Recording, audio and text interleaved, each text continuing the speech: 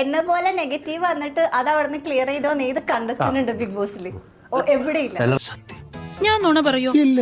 എനിക്ക് big boss കേൾക്കുമ്പോ ഒരു ട്രോമയാണ് ഇപ്പൊ. ഞങ്ങൾക്കും 2 ആഴ്ച ട്രോമയാണ്. പക്ഷെ എന്നെ നെഗറ്റിവിറ്റി ഞാൻ ക്ലിയർ ചെയ്തിട്ടല്ലേ വന്നേ. സത്യം പറയട്ടെ, അത് നിന്റെ തോന്നലാണ്. മനസ്സിലതൊരു കരട് പോലെ എന്നെ തേച്ചതാണല്ലേ. പിന്നെ മുഖം മാറി. നീ ക്ലിയർ ചെയ്തല്ലേ, പിന്നെ നിനക്ക് വിഷമം വന്നേ? വീണ്ടും ക്ലിയർ ചെയ്യാണ്.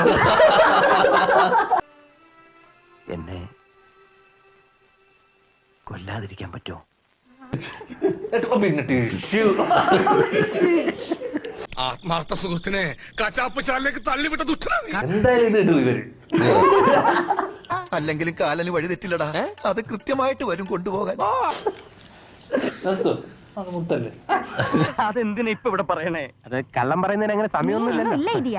ചേട്ടൻ നിന്നെ കരയിക്കുന്ന അവസാനം നിന്റെ ഫാൻസ് ഒക്കെ ഇവിടെ എന്നെ തെറി വിളിക്കും.